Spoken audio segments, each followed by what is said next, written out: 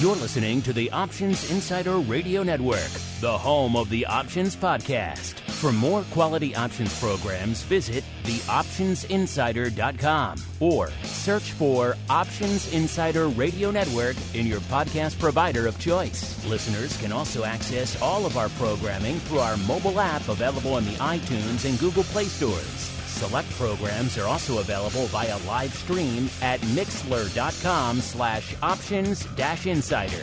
That's mixlr.com/options-insider. Don't forget to follow along with your favorite programs and submit your own questions for the hosts at twitter.com/options, stocktwits.com/options, facebook.com/theoptionsinsider, or via questions at theoptionsinsider.com.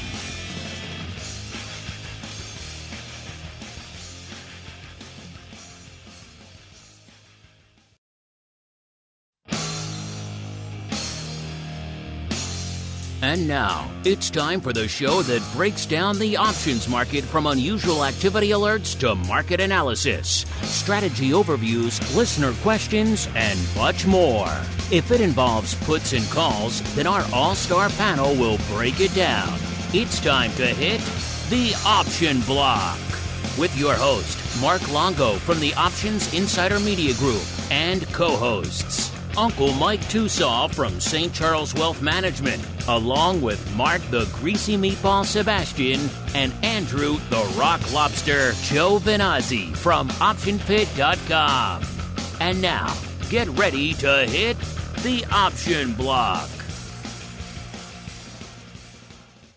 All right, everybody. That music means we are back for the Thursday edition of the old OB, a.k.a. the Option Block. My name is Mark Longo from theoptionsinsider.com, as well as, of course, from the ever-scintillating network upon which so many of you are binging these days. Remember, if you're on demand, as I know a lot of you are, and you like what you hear, this show, anything we do on the network, leave a review. It does help the new folks discover. You can leave it on this show if you're subscribed to the Option Block. You can leave it to the full network if you're subscribed to all of that. Hopefully, you're subscribed to the latter. If not, you're missing out on a whole freaking heck of a lot of content, listeners. So make sure you're A, listening to the whole network, and B, if you like what you hear, keep rating and reviewing. You can argue more important than ever in these troubled times that people have a lighthouse, a beacon to pull them toward the quality content and away from the scammers and the opportunists lurking out there in all the different podcast stores. And of course, if you want to go above and beyond, join us throughout the week. Unfettered access to all of our shows live, asking questions for not just this show, but everything we do throughout the week here on the network, as well as a couple of exclusive shows just for you. Then you know where to go, theoptionsinsider.com/secret club. That gets you access to all this goodness and a whole bunch more, the giveaways, the live shows, the exclusive programming, all kinds of fun stuff there. theoptionsinsider.com/secret club. And of course, however you listen, if you're on the live front, if you're after the fact, however that is, if you have questions, keep hitting us up. We do love to hear from all of you guys and gals out there. And let's see who we're hearing from on ye old program. Once again, let's go out now to the dark, the stormy shores of Maine, where he's just left to brood with the crickets surrounding him all the time. If you don't know what I'm talking about, listeners, go back to some episodes. You'll hear what I'm talking about. He is the rockingest of lobsters, Mr. Andrew GIOVINAZZI from OptionPit.com. Mr. G, welcome back to the program. How goes the brooding on the dark and stormy shores of Maine, sir? Actually, there was my first hint of spring today, Mr. Longo. Did your ice rink melt? It was snowing this morning, but the chipmunks and the birds were hitting the bird feeder. Oh, so it's the birds first, are back. It was my first sighting of 2022. You would think somebody so dark and stormy would not have a bird feeder yet. I do mingle with the critters in the woods. Indeed. Interesting. So you do feed the local wildlife. So then, of course, you could trap them and kill them and do whatever else you do to them in the dark and stormy GIOVINAZZI compound. Make pelts. Yes, pelts. Going back, I heard that beaver trade making a comeback. Chipmunk, beaver skins, that's the hot item these days. Forget Maine lobsters. Chipmunk pelts from the shores of Maine. At least I crack myself up. Listen, let's keep on rolling out to the shores of the Fox River, to a quiet land known as St. Charles, where we are joined once again by the uncleist of Mikes, Mr. Uncle Mike TOSAW from St. Charles Wealth Management. Uncle Mike, welcome back to the program. How are things on the never dark and stormy shores of the Fox River? They're good. It's interesting that Andrew's bringing up his critters. A friend took me out coyote hunting last weekend. I had never done it before. We didn't get anything, but I thought he was doing it all wrong. He had a rabbit decoy. I think he was doing it all wrong. He should have had anvils and catapults with giant rocks and portable X's. Yeah, he needed the Acme bundle. He didn't have that with him? No, he didn't. I think that's why we didn't shoot anything. Oh, yeah. I think you messed up there. What is the caliber of choice for coyote hunting? What do you hunt them with? I brought my 12 gauge out. It was a new experience for me. I'd never done it. I had a ton of fun, but we didn't get any. We didn't even see any. But I had a lot of fun with it, though. It might not be my last coyote hunting experience. Coyote hunting, just come downtown. There's been multiple incidents of coyotes just roaming the loop. Other things, going into freezers and in stores and restaurants. So yes, we do have some wildlife. Not the kind you think maybe in Chicago, but we do have some wildlife down here in the heart of Chicago. Instead of coyote hunting those, let's go hunt some volatility. It is time for the trading block. It's time to break down the latest topics, trades, and trends in the world of options. It's time for the trading block.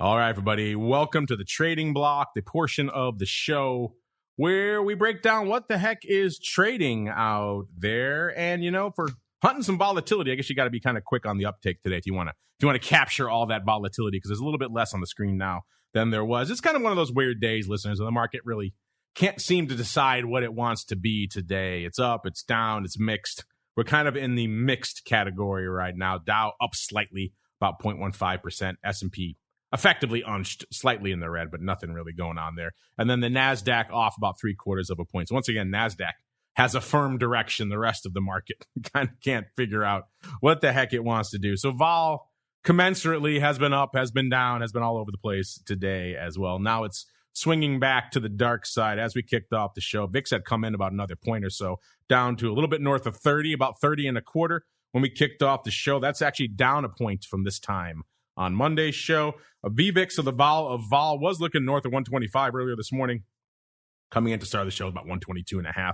That puts it up slightly, about half a point, which if you know anything about VVIX, it's pretty much a rounding error at that point. A VXX at about 24.75 when we kicked off the show. That puts it up about 0.75 of a point. So still up, but giving some of that back. UVXY was at about an 18.35 when we kicked off the show. That's still up, not quite a full point, about 0.85 from where it was on Monday. My UVXY fly, I was joking about it earlier this week on the Pro Q&A, but actually not looking too bad out there right now. Again, you got to do the fly. You got to sell something against it. Hard to just buy UVXY in any direction these days and make money. But if you got other legs against it, you can do all right. And that fly looking pretty good. It was on the 18 strike, so that makes it kind of interesting. And vol Q at about 30.5 when we kicked off the show. That's actually exactly unched from where it was on Monday's show, which kind of shows you what kind of day we're having. We're whipping all over, and the vol indices are moving all over. But right as we kicked off the show, vol Q settling in exactly where it was on Monday's show. So a lot to unpack in this kind of weird market. Obviously, a lot of domestic and international waves are buffeting the markets these days. Of course, had Powell maybe talking things back a little bit earlier this week, and then we had Putin kind of ratcheting things up overseas. So kind of a bit of a 1-2 punch going on out there. Let's go around the horn. Let's go back because things are kind of, let's say, uncertain right now. Let's go to the uncleist of Mike's. He's always good for a little bit of reliable optimism, a ray of sunshine in these dark times. Mr. Uncle Mike, sir, what is lighting up your tape out there on a kind of shrug your shoulders day, at least right now? Yeah, I would say so for now. With the S&P, I think we're up less than a point right now, so the S&P is flat on the day. I think everyone was just watching Fed Chairman Powell testify before Congress these last couple days. And so from what I'm getting from that, the main thing that it seems it looks like at the Fed meeting in a couple of weeks, they're talking about raising rates by only 1/4 of a point, not 1/2 a point. That may or may not be a good idea for the long run. We'll see in the long run. But that seems to be the main thing that's stabilizing this market somewhat, in that we're going the 1/4 point route instead of the 1/2 point route, maybe. Now, he did say that he wanted to remain fluid and that a lot of things can change in a couple of weeks because of what's happening with the Russia-Ukraine situation. So I think that right now, the market seems to be somewhat uncertain with that because of the uncertainty, of course.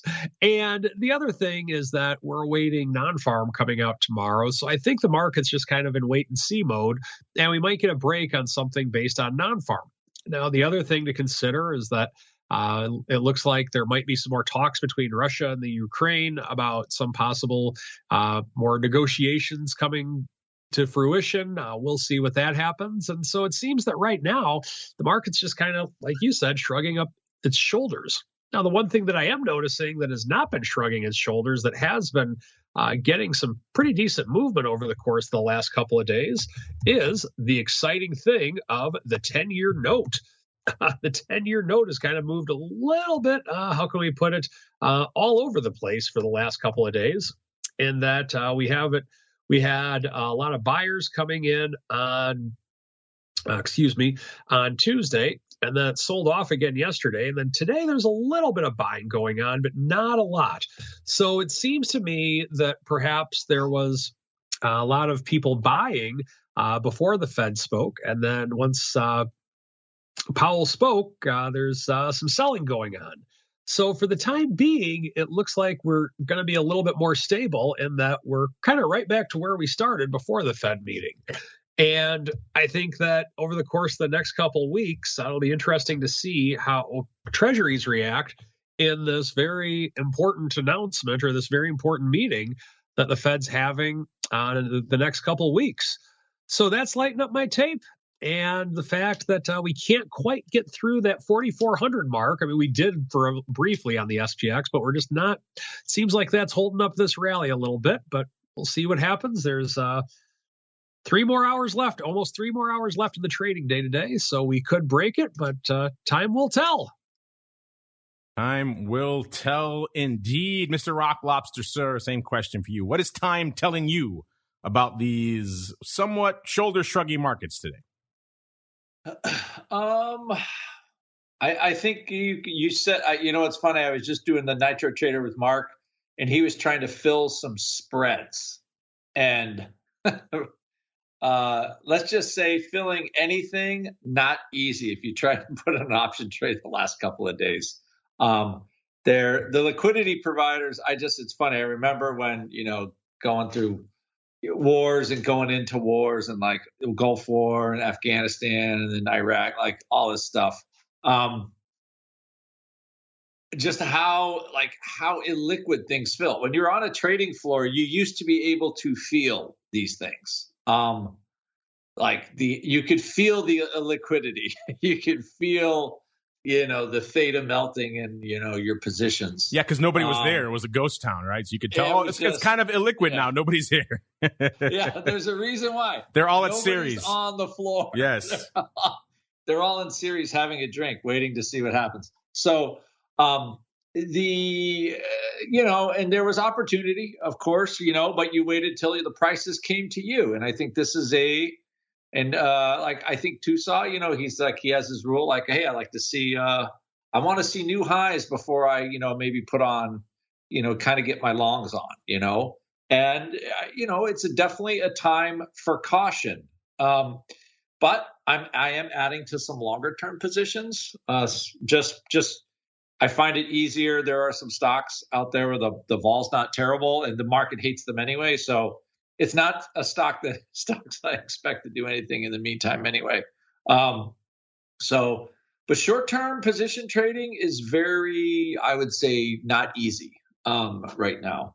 So the VIX is definitely down. There are ceasefire talks going on, and Putin doesn't want to leave. It's hard to say anything political about all of this stuff, but I just think like the Russians, whatever, they don't want NATO in Ukraine. So whatever that means, they got pretty testy about it. So that's where we are right now. The guy's in there and he ain't going to leave. I'm trying to think of how many sanctions they pile on. Like they're taking away the rich guys' yachts. You can't play soccer anymore. You're kicked out of FIFA. Like once you go to soccer, that's big. I know that's hitting them where it hurts when you take away the old football. Yeah, it's like, you take away hockey pretty soon, and then we're going to start, then the average person is going to start griping here. They shut down Apple. You can't have, you can't buy your, assembly furniture from IKEA. Like all kinds of these companies are like, we just like don't want to deal. And I think after the COVID crisis, like big corporations are like, we just don't want to deal. Sorry guys, but the landscape is too treacherous for us. And then of course the Chinese might be looking at all this and like, maybe we have, it's not like they have a lot of dollar investments, but they do have a lot of bonds because of the huge trade deficit. So, I mean, the reality is these, the economies are intertwined. Even the Russians like divesting themselves. It kind of reminds me of Prince Philip's War. I mean, I'm going back to 1680, right? But before the U.S. was a country, like the Indians and the settlers were pretty tightly mixed. At that point, the settlers had been there for about 70 years or 60 years. And then the settlers started taking more Indian land and, and obviously they did because the U.S. came here, but it created this friction, right? And then they had to it was like having a war with your next door neighbor. And it was real destructive, a pretty terrible thing. I don't know how, I'm kind of a history geek, but I think that's kind of what this is feeling like, right? Sort of destructive, short term, not really any winners. And it actually got quite bloody. And I hope this doesn't turn out like that. But, when you have such things so intertwined like this, you don't know how it's going to turn out. So, maybe the West settles, sign some deal that Ukraine won't be part of NATO for 25 years or 30. I don't know. Who knows? But that's leaving the markets, what I would say, in flux. Like volatility is very high. SPX vol is very high, but the SPX isn't moving. So that's classic vol fatigue. So you get these, I guess, waves of vol coming in and out of the market. And it's like a Jello market, right? You put your finger, you try to, it's like a Jello mold, a summer Jello mold. You put your finger in, it just keeps going. So when you're trying to buy options, but you don't pay the offer, and and the systems are set up like the offers keep getting higher and higher. You don't get filled. But you put in a spread anywhere close to the market, you don't get filled. Maybe an Apple because it's so liquid. But you got you have illiquidity issues, just difficult times. So you have to really want whatever you're doing at this point. So. And I don't know how long it goes on. I remember this going on for months in 91, actually half a year, really. It was pretty long while, Iran was kicking, they kicked the Kuwaiti butt pretty bad at the beginning. And then things got better and after the invasion pretty fast. Same with Afghanistan, same with Iraq war and the Iraq war, like all this stuff. So, again, these are historical, history tends to, I would not repeat, but they say it rhymes. And that's what we're feeling. I hope this works out where they kind of have a ceasefire and, the Russians are just there and they're not going to give up. Because I don't see them leaving and the market just deals with what that is. And the massive commodity problems that could result from this, like raw earth materials, oil, gas, they haven't, when they're serious, when they shut off the natural gas and the oil into Europe, even in the U.S. imports oil now from the Russians. So I'm pretty sure the last administration didn't do that. So this is definitely a bit of 180 degrees on all that stuff. So, again, there's a lot of confusing stuff going on and it's not settled. And that just leaves volatility high and the market not doing much. And I think that's what you're stuck with. So best to find something you really want to own at a price you want to own and look at the long term, because short term, tomorrow we could be anywhere. I think VIX could be 22 or 40 tomorrow, just depending on whatever the news might come be. If it's major news. So just again, I would say, and that's what the market is pricing, like insane moves, but they're not happening today. And I think that's kind of the state of where we are. Deep cut there, bringing up the King Philip's War, sir. You're becoming a diehard New Englander when you're only people who grew up or live in New England have ever even heard of King Philip's War. Yeah, ironically, one of the bloodiest per capita wars here on U.S. soil, listeners. So a pretty nasty stuff. Everyone thinks of the French and Indian War. That was more like 1750s or so. This was actually still back in the 1600s. King, look it up if you haven't checked it out in a little bit. So a dark period in our early history there. Yes. Leave it to the rock lobster in the dark and stormy shores of Maine to bring up a horrific bloodletting from the 1600s. You want dark? I will give you dark. He's not just murdering crickets. He's reading about historical murder as well, which is always a good time there. That's why we call him the dark and stormy shores of Maine, listeners. All right. Let's go on out and see if these markets are looking dark and stormy. VIX putting up a little bit more paper since we started talking here. VIX is at about exactly 300, actually just ticked up, 301,000 contracts. That puts it up almost at exactly half of its ADV. Its ADV has come in quite a bit as well. It's down in the 500,000 handle now, 599 to be precise. So one tick below 600K. So we're at pretty much exactly half a day's worth of volume out there. In VIX, of course, if you've been listening to the show for a little bit, we got up to about 750 ADV-wise not too long ago. Again, I said it before, it's hard for VIX to maintain that. And I don't know if we as a society want VIX to maintain an ADV north of 700,000. That means other things are afoot that maybe aren't exactly broadly beneficial. SPY coming into, as of a few minutes ago, actually, was at closing in on 4 million contracts, about 3.93 million contracts. The ADV out there, about 7.3, not a huge change in the ADV out there. And SPY's always putting up numbers, even on a pretty quiet day. The S, 667,000 contracts right now. The ADV, 1.71. That has come in a little bit, only slightly. It was about 1.8 million not too long ago. And small caps, at least the IWM flavor, 426,000. The ADV, 860. So that has come in a bit as well from the 1 million level. You want more about small caps? Join us in a little bit for TWIFO. In fact, the Rock Lobster is talking about commodities. Man, we got some price action in the ags to talk about. We'll have Carly Garner joining us in a little bit later on TWIFO to break it all down. Man, wheat. Our listeners are on it. You guys were mentioning, is Putin maybe looking at wheat? You guys were asking that in our pro Q&A over a month ago before all this stuff started popping off. Obviously, energy has been the primary driver everyone's been focused on, but the ags, especially wheat, feeling a lot of this move up nearly 30%, I think, this week in the Chicago wheat. So crazy times afoot out there. Prices we have not seen in ages, over a decade. So quite some time out there. Let's see what we're seeing from an overall single name, most active perspective. And the answer is not a heck of a lot, actually. Only cost you 186,000 contracts to break into the top 10 right now, which is pretty much nothing, listeners. You can get that on any quiet day. You can get somewhere around $150 to $180. That's not much. So that kind of shows you how quiet it is in the single names right now. Everyone's kind of waiting and seeing for that next shoe to drop. Lucid, number 10 right now at 186,000. Actually tied with Microsoft, number 9. Also 186,000. Number 8 is Neo, 215,000. In fact, this looks like a pretty standard top 10 pretty much on any given day out here today. Number 7 is Facebook there for 218,000. Let's see if the old Facebook is feeling any love today. Nope, off another 1.3%. Was looking a little bit higher earlier this morning, up to, it's like got about 209 before giving it back. It's threatening the 205. Actually got down to 204 this morning at one point before bouncing off of that. So had quite the range today, hovering a little bit north of 205 right now.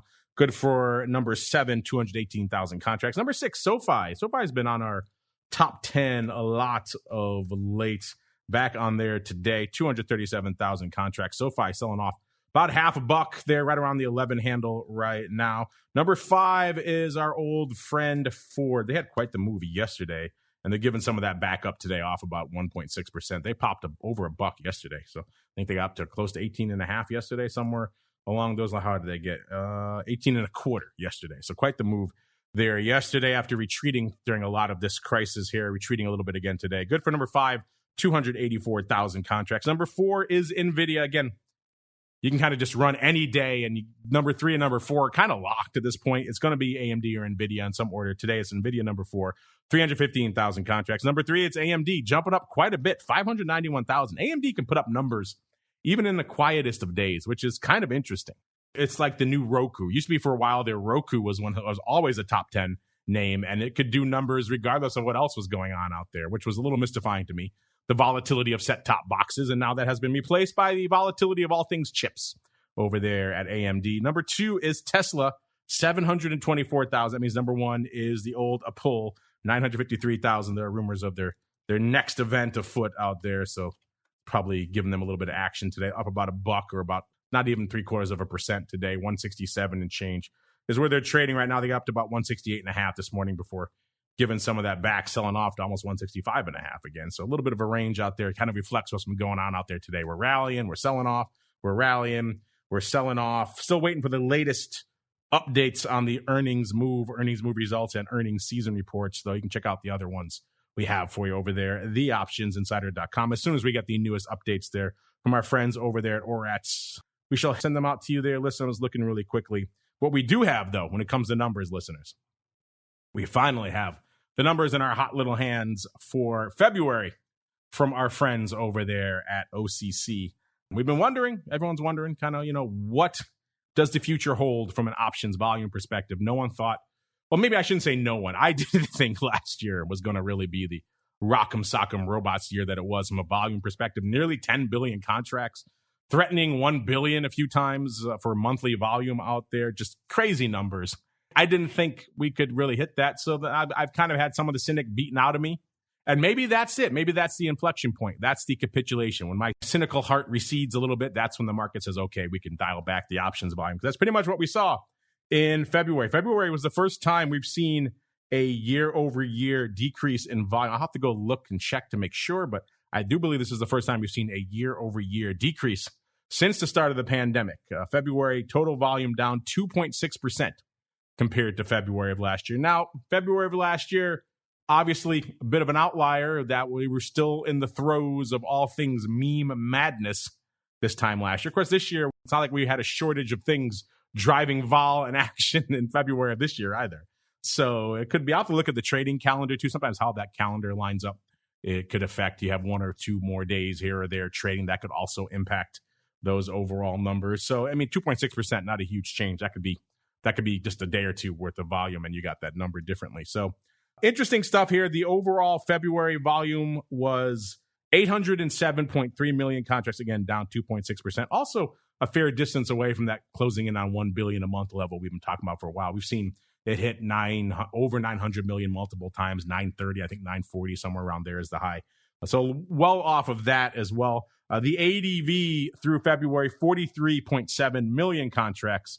That's down almost 0.75% from this time last year. So actually, if we stay on this pace for the rest of the year, then obviously we will not eclipse last year's number out there, which is interesting. And it kind of seemed like almost a fait accompli at that point that we were going to, just through inertia, beat those numbers from last year. But again, it's just February. It's a weird short month, so let's not read too much into it. Let's see some highlights here. There were some notable highlights. ETF options volume, that was up 43.6% year over year. Index options volume up 23.5% from this time last year as well. Those are 2 areas that have been noticeably sluggish, even as the rest of the market was booming and volume was booming. The index and ETF options weren't exactly lighting the tape up. So kind of interesting to see them lighting it up now that the rest of the volume is not exactly blowing the doors off out there. So yeah, interesting stuff. We have the numbers for February. This kind of does raise some question marks. We'll have to wait and see how March performs before we really start to get a sense for the year. How does this make you feel? Does this maybe perhaps make you reconsider what you were thinking? We just had the Flow Master on our Pro Q&A not too long ago. He seemed pretty determined that we were going to be able to beat last year's numbers by a pretty handy margin. So are you still on that tip? Maybe that's a good question of the week for maybe next week out here. That's just something interesting to mull over as we keep on mulling the weird paper of the day. It is time for the Odd Block. It's time to break down the most interesting, unusual, and downright questionable options activity that's been identified by theoptionsinsider.com.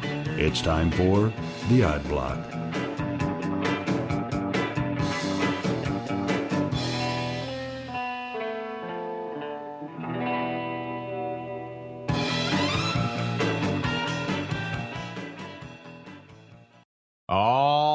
right, everybody, let us commence the weird activity palooza known as the Odd Block. It is time to unleash the Eye of Sauron, see where it fixes its fiery gaze. And today it has fixed its gaze upon a newcomer to the Odd Block. Always like a newcomer breaking their way here onto the Odd Block, exploding onto the scene. Let's see what we've got here. We've got Technip FMC PLC. Say that 5 times fast. Ticker symbol FTI. This is a French-American, UK domiciled global oil and gas company. Geez, say all that 5 times fast. Quite the lengthy and verbose description here. But yes, trading right now, $7.18, up about 9 cents on the day. Anything that has to do with natural gas these days and oil, probably seeing a bit of a lift. Let's go out and see what the tail of the tape tells us for this name here. And actually, maybe not as much as you might think. A year ago, it was actually trading higher. It was trading $8.68. It's given up $1.50 since then, which is interesting. It sold off there by, let's see, April. It got down to a 6 handle, got down to $6.95 before rebounding there all the way up to their high for the year. Guess what day, listeners? Guess what day it hit its high for the year? Oh, yes. If you said June 8th, congratulations. You've been listening to the show for. Once again, that date has some strange magnetism to it that I have yet to unravel, but definitely it is not statistically insignificant that it keeps coming up all the time on this segment. It is very strange. June 8th hit its high for the year of $10.70 before selling off hard again by August 19th. It got down to $6.10. Tried to rally a bit, got over the 7 handle. It actually got up to an 8 handle briefly in October before giving up the ghost. Got down to its low for the year in December 1st. Got down to $5.55.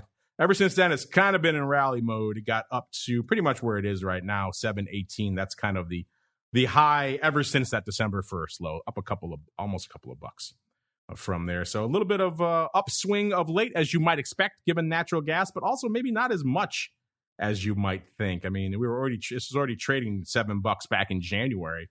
Then it kind of gave a lot of that back before getting back to where it is right now, over $7. So yeah, these nat gas plays are not quite as clear cut as you might think, listeners, in terms of, like, look at Tellurian and all the issues you talk about that one having.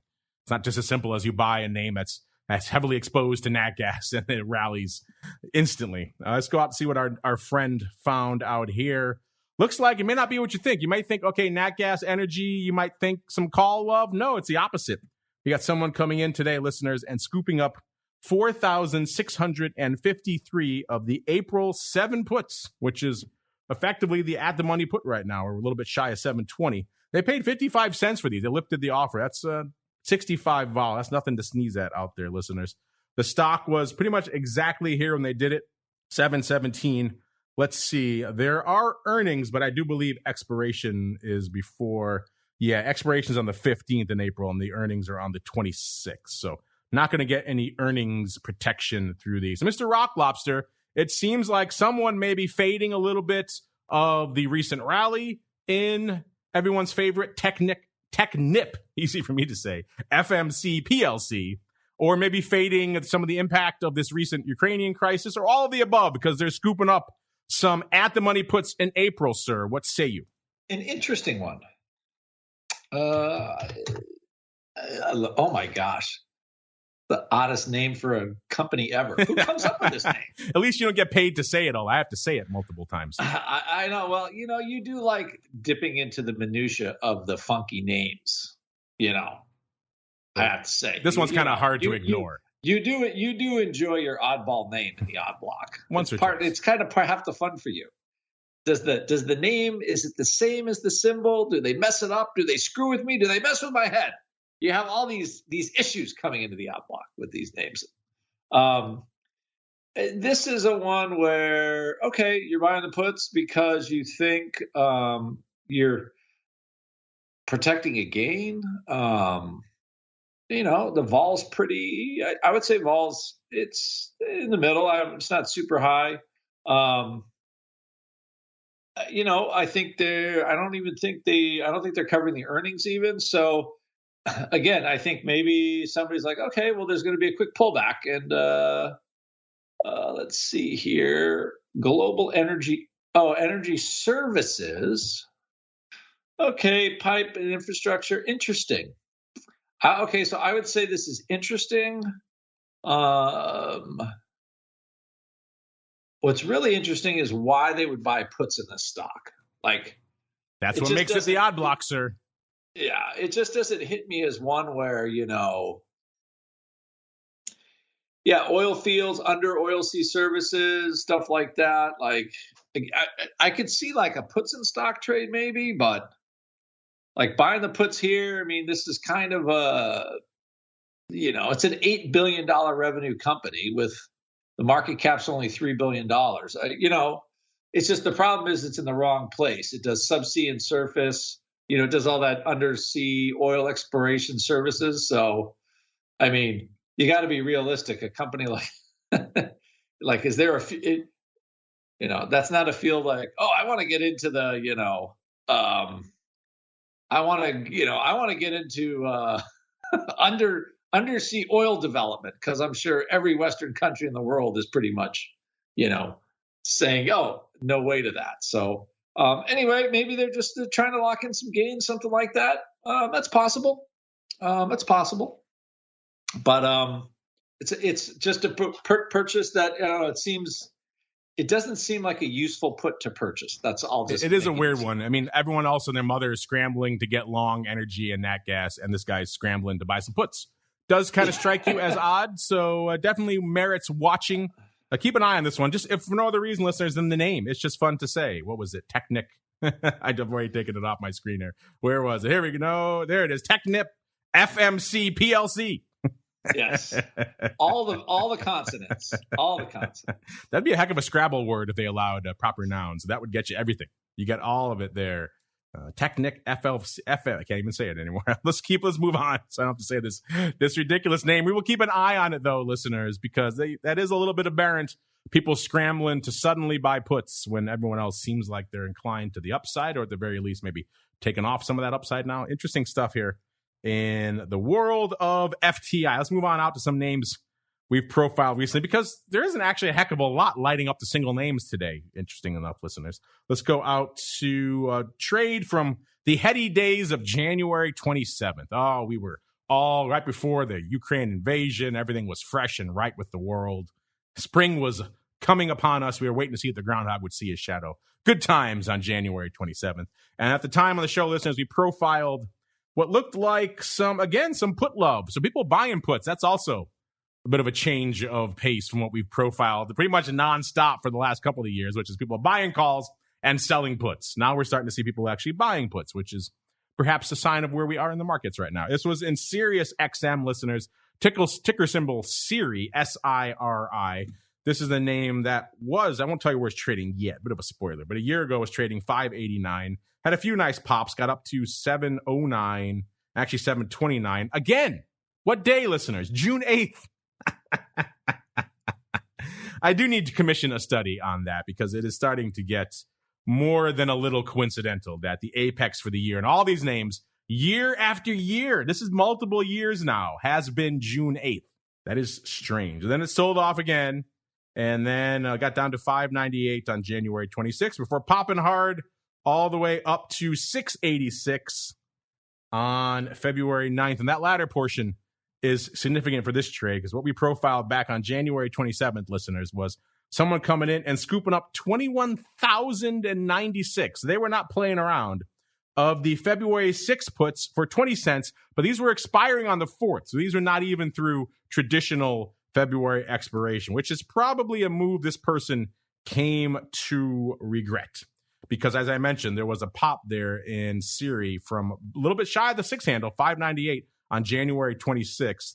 By February 4th, the stock had closed at $6.78. So it rallied all the way through that strike and then some, listeners. And so when he put the puts on, the stock was $6.18. It rallied 60 cents on that level over the lifespan of these options. Unfortunately, these puts were still open. Maybe fortunately, because the person owned stock, you'd have to assume, so maybe they were happy about that. But of course, it was kind of a worst case scenario, listeners, because the stock rallied pretty much only through the duration of his options. Like right after his options expired, the stock sold off again, and broke the 6 handle again on February 23rd. So if he had a little bit more time, perhaps things could have worked out. It's hovering at 618 again right now, so still north of the 6 handle. But Mr. Rock Lobster, it seems like this person, they panicked. They scooped up some not even monthly, weekly puts here in SIRI. They paid a whopping $420,000 for these things, and they let it all go the way of the dodo, sir. Is SIRI a stock that's like been at a single digit for 100 million years? It certainly seems like it, yes. It's one of these ones where, and then didn't they merge with XM Satellite? Yeah, Sirius XM. That's them now, yes. Like, I remember that from ages ago, and they're like, okay, so one dumb or one like low margin business. Let's put them together. The other dumb low Let's put them together. Business. By the way, they hit a high of 63.25. Guess when that was, Mr. Rock Lobster?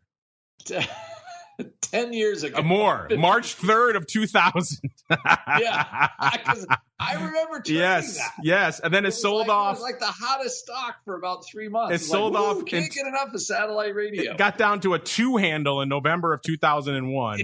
And ever since then, it's been bouncing in this 5 to 6 range pretty much. So, yeah, it's been dead money it was 6.25 in January of 2006. So this thing, it is 6.18 right now. Yeah, they paid Howard Stern like $100 million. They paid him all the money. Profits they were ever going to make. Yes, they paid him all the money. Hopefully he hedged that because he's never seeing that action. And I think they gave him stock too. Yeah, it was stock. Well, I think it was mostly stock. Yeah. So anyway, either way, the stock it still comes out of it's still going to come out of the earnings when you issue all those shares. Like, oh, great, we have 500 billion shares of stock issued. So all the shareholders get nothing. I think it's, again, this is a weird one. They buy the puts and then it finally falls which wouldn't surprise me in this stock, to be honest. Like, I don't know. I think this is just a stock where nothing good happens. There you go. I'm just going to say it. I hate to say it, but if you want a stock this might be one of those ones for people that like to write premium. You just keep writing calls and you make your whatever, and that's fine. But I mean, dang, the stock never does anything. It's a great put right. Just sell the at the money puts every month. That's what made this trade so weird. This guy was scrambling to buy puts, and in the weeklies, no less, not even in like a monthly or going out a few months. He had to have it now. Which, again, it's SIRI. It hasn't done anything for over a decade. So, yeah, they have to have those puts. And then it almost worked out for him until it didn't. It's just another thing, too, kind of heartbreaking. And then Spotify and SIRI, they're worth about the same. And SIRI has been around for, 20 years now at least? And Spotify, and to be honest, I think SIRI is actually, they have a general, a little bit of a profit stream or something going on at this point. But I think it's an interesting comparison, because everybody's got all hot and heavy about Spotify, and Joe Rogan, all that kind of stuff. And that trades it still at a pretty rich multiple, I think. They have the same thing where they just pay these people so much money. Like, how are they going to ever make any money? But I'm sure they got it figured out. So, yeah, we shall see. I guess sticking radios in new cars when you buy them isn't exactly the bang up model that it used to be. Everyone's got on the old hot podcast trend. If only we were maybe early on that trend, let's say 15 plus years ago, maybe the good things. Oh, wait, we were. Good for us. Let's keep rolling here let's see, got another one to pay off here. Let's go to January 20th of this year. We were talking about AMGN, ticker symbol AMGN. I won't tell you where they're trading right now. Again, a little bit of a spoiler here. But at the time on the show, we profiled a weird ratio put spread. Don't see a lot of these going up. And this was opening on pretty much both legs. This wasn't a roll. Usually you see the 1x2 roll. It's kind of rolling down. It's a bit of a house money roll. This did not have that ilk. It was opening. So they bought the 220 puts in AMGN. They sold the 200 puts in February. They did it 3,675 by 7,350 times. So pretty much 1x2. They did it for $1.89. It was about a 31 vol, all things considered out there. The stock at the time was $231. So they were looking for a little bit of downside action, but perhaps not too much, listeners. Remember, they were buying one, selling two, or they were looking to pick up the stock shy of the 200 handle. And it looks like, oh, by the way, this was an earnings trade. There were earnings on the 7th. So they were doing a 1x2 into earnings, which is interesting, perhaps a little bit dicey out there. But they needn't have worried, listeners, because the stock, let's look at the stock over the last month really quickly and see. Earnings were the 7th. And yeah, the stock actually popped on earnings. The stock went from 223 on the 7th to 241 on the 8th before kind of gently drifting back down and expiring at 220 3/4. So pretty much right at the 220 strike that they bought. So this put spread did a whopping naught for them, listeners. They ended up wasting about $700,000 on this. If there is maybe any silver lining to this, you could say, well, it's a good thing, I guess, that they sold 2 of the 200 puts, because that saved them around $350,000. Otherwise, they would have lost over $1 million on this trade. But because they sold 2, they ended up, instead of just buying those puts outright, they ended up at least saving themselves a little bit of moolah. Mr. Rock Lobster, a rare 1x2 put spread that was opening on both legs going into earnings. Don't see that too often, and maybe this is why it did not work out. Yeah, you're like, let's see, 1x2, and I'm trying to. I was discerning this one, how they did which. So they sold 2 of the 200s and bought the 220s. I'll tell you what, this is definitely what used to probably be one of the most dynamic sectors, and now it is no longer. Although AMGN is up a little bit today, but all these stocks in IVB, just the IVB ETF, like great companies, but it's like biotech trades at like single-digit multiples. Like that was not the way it was when I started out. Biotechs were like they were the internet or whatever, social media stocks of the day. It looks like this was like a one-way trip to Palookaville, right? They paid about $1.85, and they're kind of in the no bueno land on this one. It feels like Zippo. Yes, it was a one-way trip to Palookaville, as the Rock Lobster says so colorfully. And know what you folks always say colorfully. It's your questions and your comments. It is time for the mail block. It's time to take your seat on the All-Star panel as we read your emails, tweets, Facebook messages, website comments, and much more. It's time for the mail block. All right, everybody. Welcome to the mail block, the portion of the show where we break down your questions, your comments in a little bit more detail. We also ask you guys some questions. Right now, our question of the week is we have Ukraine and the Fed, both been kind of weighing on the markets of late. The Fed actually bolstering them a little bit since we posted this. How are you adjusting your trading in these trying times? Give you 4 choices. Are you out there bargain hunting? Maybe a little bit of the old BTFD, scooping up some names that you think might be good out there, or you're paring back your equity holdings, or are you buying crypto, or you're hedging your positions? And right now, 50%, exactly half of you, are doing some bargain hunting out there right now. A little bit of the old BTFD, followed by 25% putting on the old puts, 16.7% saying you're reducing your equity holdings, and about 8.3% saying, cover your ears, Uncle Mike, they're actually buying some crypto. So watch out there. At Options is the place to go to make your voice heard. You got about a day or so left in our question of the week. We were talking earlier, Mr. Rock Lobster, about our historical place in the podcast world and how we were the first ever options podcast. But it's good to know that we are still the best. In fact, looking here, just right before showtime, our editors are always looking at different stuff around the globe for different podcast things. And the site FeedSpot, I'm not familiar with them, but they put out what they said their best 15 option trading podcasts. And Uncle Mike or the Rock Lobster, I will allow either of you to guess which show was the #1 options trading podcast according to these folks. The Option Block. How could you possibly guess? Yes, it was the Option Block, which according to these folks, by the way, this list was pretty much a list of my shows because I do so many. But it was pretty much what are your favorite Options Insider Network shows. There were a few other ones in there. You guys beat Options Action from CNBC, so well done. And you even beat up my Options Bootcamp show, which is a very popular show. You guys came in above that. So congratulations to you two there for being on the #1 options podcast in the world, gentlemen. What say you?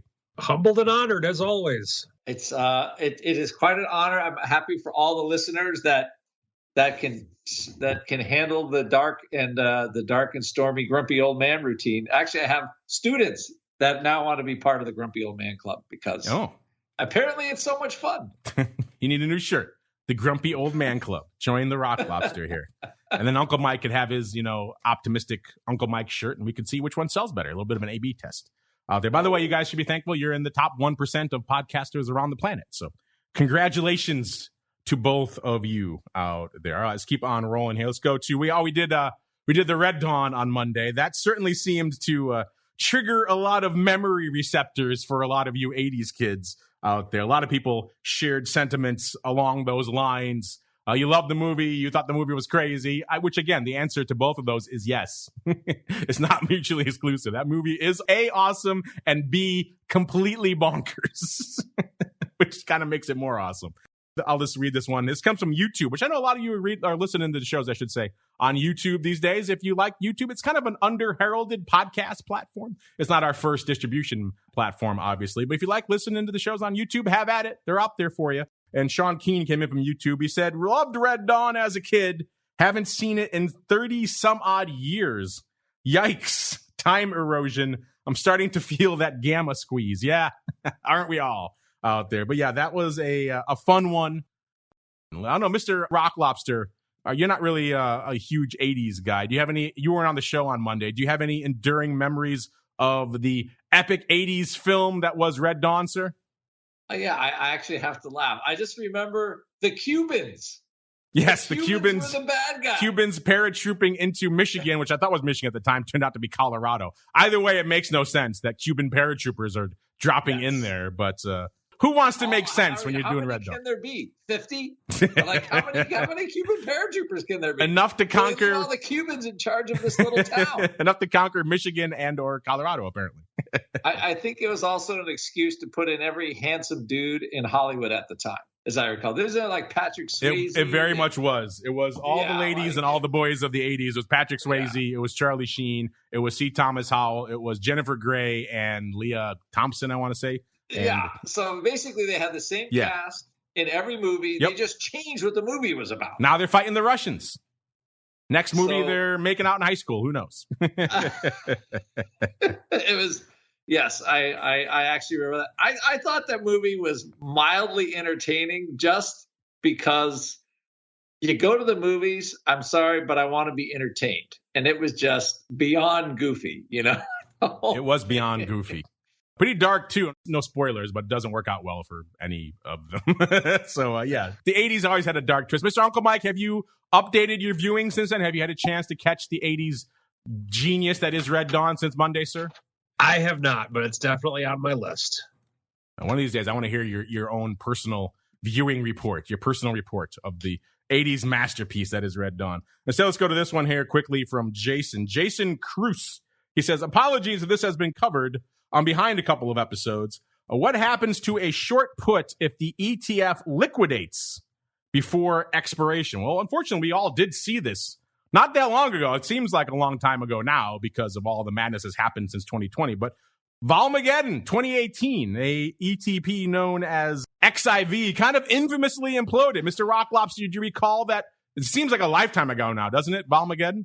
Oh, my God, yeah. I think, where did XIV settle? Like $1 or something? Or something 50, insane like that, yeah. Yeah, it was what they'll do is they will have a settlement and a closing rotation. You just might not like the price. And the price, because I saw several Chinese ADRs went through the same thing. The stock was trading and they didn't report. Basically, there was no company or whatever. So they delisted the company. And, literally when they had the opening, when it reopened, they did a reopening rotation and everything settled at, basically nothing. So it could be potentially zero for the underlying price. Just keep that in mind. So, I think people are asking that because of RSX. There is potential. Like, the thing is, the securities are still real. So I don't recall a time whereby just some regulatory agency just said, hey, this doesn't exist anymore. So legally, I don't know how that's going to work out. I think that's uncharted territory. as far as I can remember, and I'm a little addled at this point, maybe the OCC will put something out. I do have several of my students that can't trade certain securities now. They're European, and banks that they trade with will not let them trade Russian securities. So it's a pretty big question mark. But historically, I like XIV, nothing. I mean, that thing settled for nothing. That one kind of blew up. Mr. Uncle Mike, any stories to regale us with here in regards to having a short put when an ETF goes the way of the dodo? I haven't had that. So thankfully it's not happened, but just have an understanding, everybody, that the risk is real. And sometimes if you pay a penny and buy a put, maybe at 50% of the value of the ETF itself, in a situation like that, you might be glad you did. Are you telling our listeners to buy garbage again, sir? What's with you and the garbage? Hey, garbage can be a good thing sometimes. It can be. And if folks want more, before we even do that, let's do a combo around the block and where to find more content. Mr. Uncle Mike, we obviously got another crazy weekend full of risk ahead of us. What are you keeping an eye on until our show on Monday? And then B, if folks want to hit you up, check out some more of the Uncle Mike goodness, where should they go? What should they do? The Uncle Mike goodness. What I'm watching for the weekend is definitely watching Non-Farm tomorrow, and be careful this weekend, because right now it feels like the market's past that pullback. And whenever you start feeling that moment, it kind of gets me nervous a little bit. But anyway, watching that, and then if you're looking for a financial advisor who delves in the option product, feel free to visit my website, stcharleswealth.com. If you're looking for content, I put out another YouTube video this week. Check it out. You can just type in St. Charles Wealth Management, and it'll take you to my YouTube channel. I wrote another article this week for my website as well. Feel free to check that out. And you can also follow me on Twitter to get updates on all these things that I'm doing at Mike TOSAW, TOSAW.